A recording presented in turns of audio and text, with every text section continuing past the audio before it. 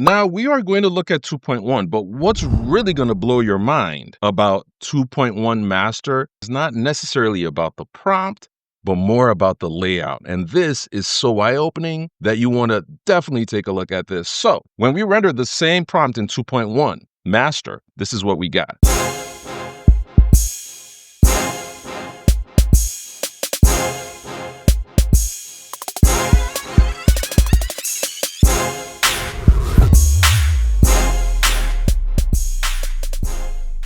Hello, welcome to the channel. You know, at BizCrown Media, we like to explore the latest tools helping brands, content creators, advertisers, video makers make smarter, faster, more powerful content. So today we are putting Kling AI to the test again, because apparently they came out with a new version, a Kling 2.1 Master. And we're actually going to compare all versions with the same prompt we've been using so we could actually see how these updates are panning out, because we know with the same prompt, that's the consistent factor. It's going to be different outputs with newer versions. So let's check it out and see. Now, here's the prompt that we're going to use. Now, keep in mind, we created this prompt so that it could give an advertiser's feel, a campaign feel, thinking about a music video, things that are actually professional that a professional video content creator will probably be working on.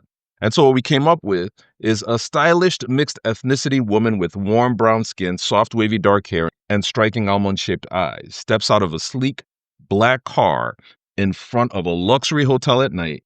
Golden lights reflect off her red flowing gown as paparazzi cameras flash in the background. We wanted it to consider skin, the hair, all these features that matter. And so if you remember, with 1.6, it was the fact that it delivered basic structure, but movement still felt a little stiff and lighting lacking realism, which, as you see here, the lady gets out of the car, she looks actually realistic, right? The car door is a little goofy. We covered that. But as you can see, we don't see the flashing lights of the paparazzi in the back. We see the hotel.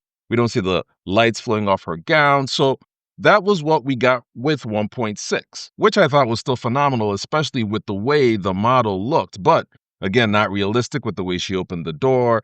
And just so you know, we are not using negative prompts because, as you could see, it says optional. So we are supposed to be able to use Kling AI without actually putting any negative prompts there to get the output that we want. And so this is 1.6 here. Not bad. Now, let's look at the 2.0. Brief recap of the 2.01. So here, as we see, she gets out of the car. That was not realistic, but the lights flashing on her gown, the way she walks in, everything after about the third second seems to be cool. The lights are flashing, of course.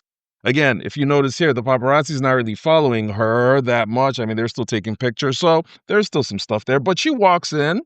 The lights are in the back. The hotel is there. A little bit more after about the third second, because coming out of the car, that did not work at all. Now, we are going to look at 2.1, but what's really going to blow your mind about 2.1 Master is not necessarily about the prompt, but more about the layout. And this is so eye-opening that you want to definitely take a look at this. So when we render the same prompt in 2.1 Master, this is what we got. So as you can see, the lady's in the car there, her shoes, you see the paparazzi in the back, you see the lights. Now I'm going to play it. So she gets out of the car, shuts the door, and she's walking. Totally different, way different than what we had seen earlier with the two renders in 1.6, right? And 2.0. But as you can see here, the way the door shuts, I'm going to move it right back. You see the way the door shuts, it goes through her hand. Not realistic, right? Also, I noticed like the way she walks out with her foot, with her legs by the car, there's something a little off there. I don't know what it is. Like her right foot is not showing all the way, or she wasn't wearing a shoe there. But her walking towards the camera looks good. Her hair's flowing. You see the paparazzi lights in the back. Again, not necessarily shining off her clothes. You could see the movement is there. Her hair is flowing and stuff. And she's walking actually a little fast, if you notice. Like she's walking like boom, boom, like I'm going there. Now, this is what's going to blow your mind, because what happened was, before I rendered this, I mistakenly rendered it in 1.1 output instead of 16.9. This is going to change things completely with how you look at Kling AI, I believe, because when I go to the 1.1, here, you're about to see a better rendering. So she walks out of the car. elegantly this time, actually. As you can see, the lights are flashing in the back. It's a hotel. Somebody's actually moving in the back there. Granted, the car is in black, as you could tell, but the moves here seem to be way more real than the landscape one. So this might be alluding to the fact that the bigger your canvas, the less you can expect in perfection when it comes to rendering, right? Because the smaller canvas actually captures it way better than the bigger one, which is just something I've really not noticed. Now, here's the thing I do know with AI.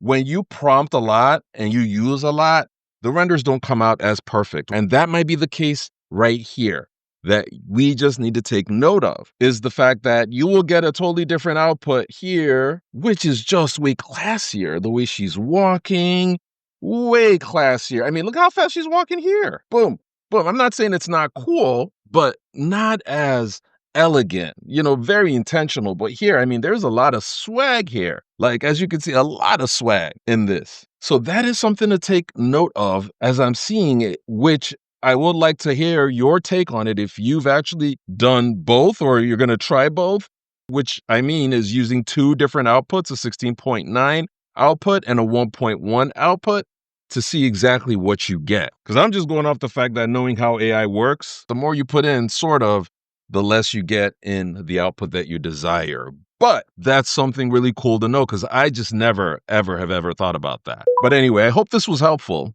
If it is, like the video, subscribe to the channel so you can continue to see helpful content. That just makes your life easier. And like I said, we will stick to this prompt for other updates and probably stick to this prompt to test other video apps that do text to video, whether it's Sora, whether it's CapCut or VO. So till next time though, take care.